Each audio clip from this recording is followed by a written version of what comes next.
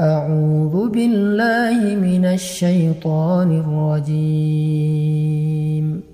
Bismillahirrahmanirrahim. Jadi ada 3 orang pemuda, soleh-soleh semuanya.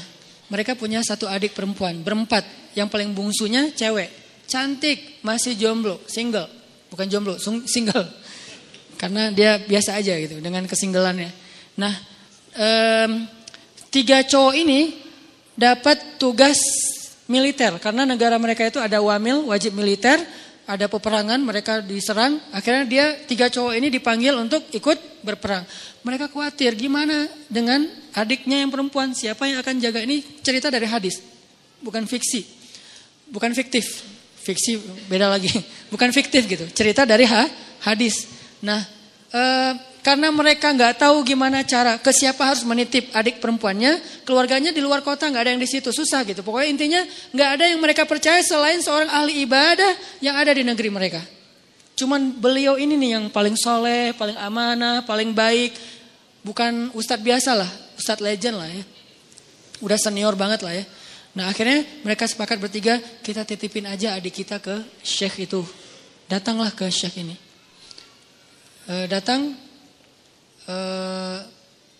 Kalau nggak salah namanya Barsisa, nama syekhnya, Syekh Barsisa. Kami dapat tugas militer, kami ingin menitipkan adik perempuan kami di rumah Anda.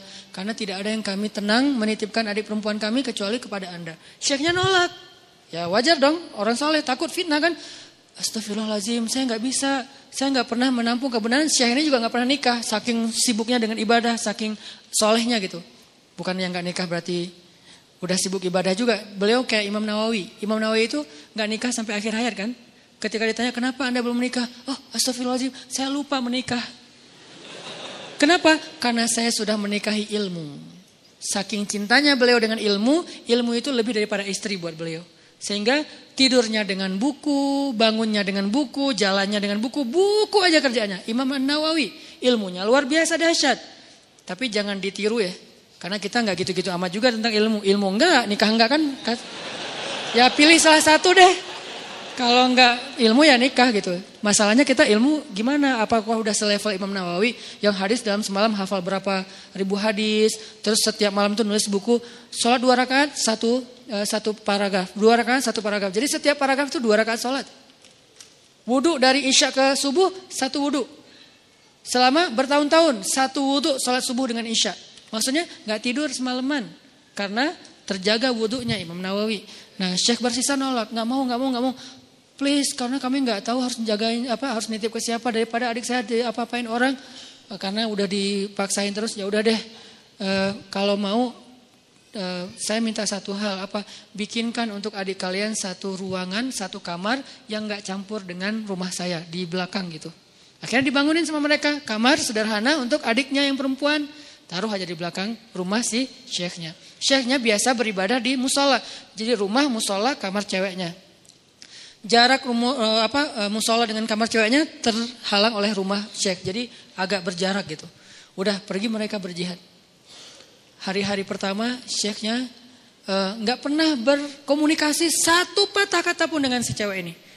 Karena diamanahin nafkah, kebutuhannya, akhirnya dititipkan uang, syekh ini ke pasar beli roti, setiap pagi taruh roti di depan pintunya, balik lagi ke musola zikir, astagfirullah. Si perempuannya tahu jam udah ada roti di depan pintu dia buka, ambil roti, makan di dalam. Nggak pernah komunikasi. Sehari, seminggu, minggu kedua mulai datang setan. Yuwaswis fi sudurin nas, pakai perasaan, bukan pakai logika. Perasaannya yang diusik. Kasihan juga tuh cewek kesepian. Masa nggak disapa sama sekali, ntar dianggap sombong loh. Ya sapa sederhana aja, nggak usah berlebihan, cuman sehat gitu doang. Oh ya udah, titipin roti. Assalamualaikum, sehat teh, sehat Ustadz, alhamdulillah. Oh ya, pergi aja. Gitu doang. Jadi kayak japri, sehat, udah. Nggak pakai emotikon. Jadi benar-benar kayak tiis aja gitu kan ya, dingin aja, nggak ada apa-apa gitu. Zikir astagfirullahaladzim. Besok datang lagi setan. Masa cuma nyapa doang, siapa tahu dia pengen sesuatu tapi gak berani ngomong karena kaku. Ya lebih lemes lagi lah, biar siapa tahu si cewek ini butuh apa nanti dia bisa ngomong karena gak malu. Oh iya juga sih, teh sehat ya, kalau butuh apa-apa kasih tahu saya ya. Oh iya Ustadz makasih. Nah ini kan nih, akhirnya datang setan yang satu lagi, lo tugasnya sama cewek, gue cowok. Setannya bagi tugas, tapi bukan karena kelainan, memang gitu tugasnya. Si setan yang ke ceweknya bilang, itu Syekh itu baik banget ya, soleh banget. Kamu kalau ada apa-apa jangan sungkan, ngomong aja ke beliau orang soleh kok, orangnya senang membantu. Kan baik kan? Gak ada yang negatif kan?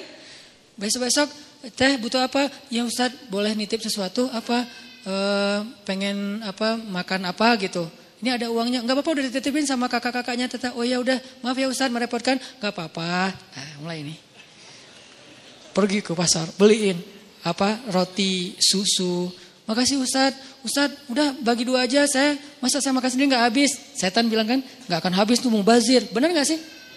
Mubazir kebanyakan tuh udah bagi 2 aja. Ustadz bagi 2 aja. Udah gak apa-apa makan aja. Kata si yang satu lagi setannya, jangan mau diterima. Malu atuh sama cewek. Udah akhirnya apa? Udah makan aja ntar kalau gak habis baru saya habisin. Mulai kan makan. Ustadz gak habis. Ya udah sini dihabisin. Mulai kan agak-agak gimana gitu kan. Bekas. Makan. Lama-lama datang lagi setan tuh. Coba tanya, siapa tahu dia pengen belajar sekaligus daripada dia diam-diam aja, nyantri aja sekalian. Nyantrinya apa? Belajar agama. Tanya butuh apa tentang masalah agama yang saya bisa bantu. Sedikit-sedikit adalah ilmu. Oh ya udah benar juga ya, dapat pahala lebih. Teh, nanti kalau butuh apa-apa, udah nggak sungkan sekaku yang pertama kan?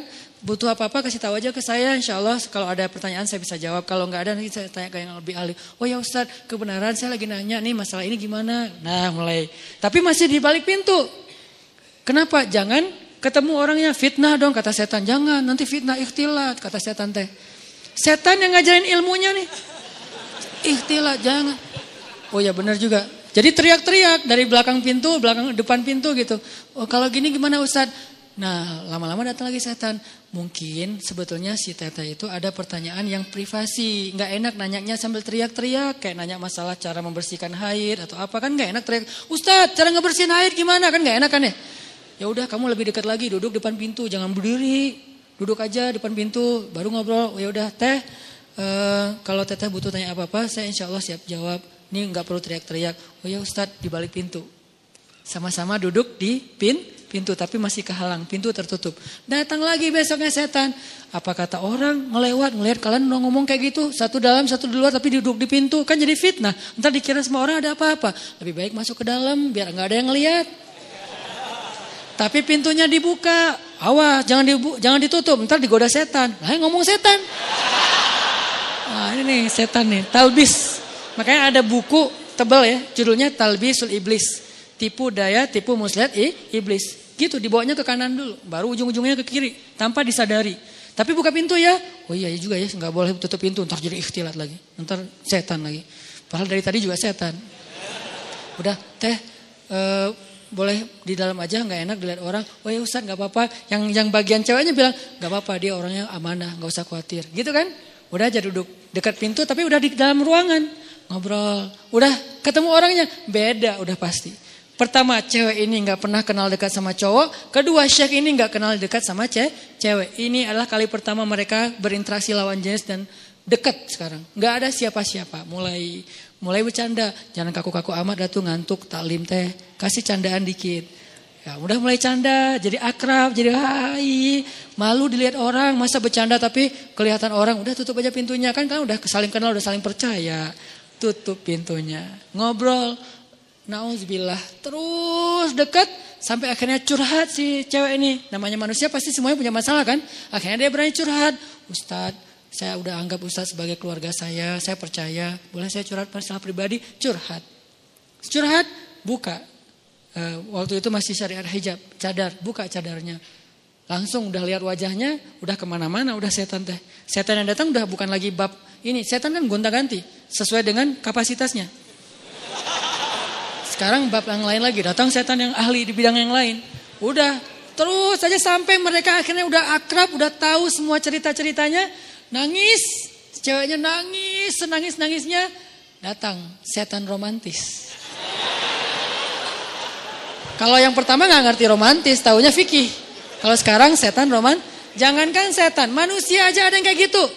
Dulu Snok Hogranya yang di Aceh tuh, dia hafal ribuan hadis, hafal Quran 30 juz hanya untuk merusak masyarakat Aceh dengan berstatus ulama kan ya.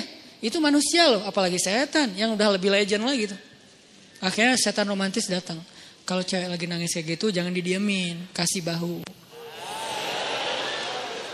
Nanti kalau dia tersinggung gimana? Nggak akan tersinggung. Cewek kalau lagi kayak gitu dia nggak akan tersinggung, dia pasti positif. Jangan kasih bahu pas dia lagi ngomongin masalah agama. Kasih bahu pas dia lagi nangis, lagi emosional. Itu pasti dia akan terima. Oh gitu ya? Udah Neng. Nah mulai nih akrab, usap-usap. Jadi nauzubillah akhirnya mereka berzina. Udah di sini kan? Udah berzina. Berzina sekali karena udah terlanjur dosa lah. Kagok Udah kagok kan, udah aja, biasa aja gitu. Udah dosa juga gitu. Jangan manggil Syekh lagi lah, manggil A aja. Jadi tadi kan manggilnya Syekh, lama-lama Ustadz, lama-lama AA. Manggil lah, udah akrab teh, udah zina, ada segala macam, nauzubillah. Ngomongnya juga gak enak. Udah gitu, maaf perempuannya hamil. Perempuannya hamil, Syekh ini takut ketahuan sama kakak-kakaknya. Karena adik perempuan mereka ternyata dihamili sama Syekh ini. Kalut, panik, datang setan kriminal. Bilang, lo udah bikin adiknya, lo gak akan dibiarin hidup. Setannya udah beda ngomongnya. Ngomongnya udah beda. Udah terlanjur. Udah lo habisin aja deh. Gak usah banyak mikir, udah lo habisin aja lo sekarang. Udah. Gitu-gitu. Oh udah dihabisin, dibunuh ceweknya. Karena takut ketahuan. Ditakut-takutin sama setan. Pokoknya lo habis, lo malu, semua orang kampung akan mencela kamu dan segala macam. Pokoknya dibikin goyah banget nih Syekh ini. Akhirnya dibunuh, dikubur di belakang rumah. Tapi udah dibisikin sama setan alasannya, modusnya apa? Bilang aja sakit, meninggal, dikuburin. Nggak lama, belum juga, baru sehari, kadarullah datang nih kakak-kakaknya. Syekh, assalamualaikum. Waalaikumsalam. Syekh, alhamdulillah kami semuanya selamat. Adik kami di mana? Syekh ini pura-pura sandiwara. Ada apa Syekh? Innalillah, yang sabar ya gitu. Allah mentakdirkan kalian gak ketemu lagi. Baru aja kemarin adik kalian sakit keras dan meninggal. Maafkan saya gak bisa jaga amanah kalian. Innalillah wa inna ilaihi raji'un. Ya gak apa-apa Syekh, di mana kuburnya? Di belakang. Datang doa, pulang aja. Setan kan jahat banget ya. Setan tuh gak pernah berpihak sama kita. Dia itu pengadu domba. Malam setan ini datang ke dalam mimpi ketiga kakak beradik ini. Mimpinya sama. Setan yang sama, gimana gak sama redaksinya. Mimpinya sama. Datang, adik kalian itu gak meninggal sakit. Dibunuh setelah dinodai sama Syekh itu. Buktinya kalau kalian mau tahu, coba kalian gali kuburnya, lihat bekas pembunuhan itu. Kalau datang ke satu, ya anggap aja mimpi. Datang ke yang kedua, sama. Ketiga sama, bangun dari mimpi. Saya mimpi buruk tentang adik, saya juga sama. Apa mimpinya? Diceritain, kok sama ya mimpi kita? Mencurigakan sekali kan? Kok mimpi kita sama? Wah bahaya nih, kita bukan suudzon sama Syekh, tapi kita harus buktiin. Ayo, besoknya mereka diam-diam datang, digali kubur adiknya yang belum kering, yang masih basah tanahnya. Benar ada bekas pembunuhan dan dia dalam keadaan hamil. Syekh ini langsung dibawa ke pengadilan. Dikeroyok sama massa. Dibawa ke pengadilan, diputuskan hukuman mati. Di tiang hukuman mati, sebelum dia mati, datang setan yang terakhir. Setan yang paling banyak ilmunya, ulamanya setan. Ini nih setan paling pro nih. Datang terakhir. Syekh, kata dia. Syekh tahu selama ini kenapa Syekh sampai di sini? Yang membuat Syekh sampai di sini tuh saya dan geng. Saya and the gang. Kita yang menggoda Syekh dari awal mau menerima cewek itu, kemudian ngasih roti, kemudian mau menyapa, kemudian mau fatwa, kemudian duduk di dalam rumah, kemudian menutup pintu sampai berzina, membunuh dan seterusnya, berbohong, itu semuanya kami. Dan sekarang kamu udah gak bisa ngelak. Hukuman sudah ditetapkan, masyarakat sudah benci sama kamu. Satu-satunya cara kamu selamat sekarang adalah cuman kami yang bisa nolong kamu, karena kami yang mencelakai kamu. Gimana cara saya bisa selamat? Tunduklah ke saya. Sujud. Kalau kamu sujud ke saya, maka kamu akan kami selamatkan. Ini kesempatan kamu yang terakhir. Itu pedang untuk memancung dia itu udah siap. Orang kayak gitu kan labil banget. Akhirnya dia sujud, dia mengakui setan itu sebagai Tuhan, dipancung, matilah Syekh ahli ibadah 100 tahun ini dalam keadaan pembunuh, pezina, pembohong, dan syirik. Kenapa bisa kayak gitu? La tattabi'u khutuwatis syaitan. Janganlah kalian mengikuti langkah-langkah setan. Dia gak akan langsung nyuruh satu langkah ke kiri. Dia nyuruh ke kanan 1 kilo. Jauh banget ke kanannya. Sampai gara-gara setan kita jadi ahli ibadah banget. Gara-gara setan nih saya jadi bisa tahajud. Kok bisa? Soalnya dulu saya gak pernah tahajud. Gara-gara ada modus sekarang jadi tahajud. Ya gitu deh. Jadi sekarang awalnya sih modus. Lama-lama istiqomah. Masya Allah setan teh. Jadi dari modus jadi istiqomah. Terus besok-besoknya tuh kan gak apa-apa. Udahlah gak usah terlalu idealis. Besok-besoknya ketemu na'udzubillah. Sampai berada di sisi yang kiri. Dan itu udah terjebak. La tattabi'u khutuwatis syaitan. Jangan ikuti langkah-langkah setan. Bukan jangan ikuti langkah setan. Jangan ikuti langkah-langkah setan.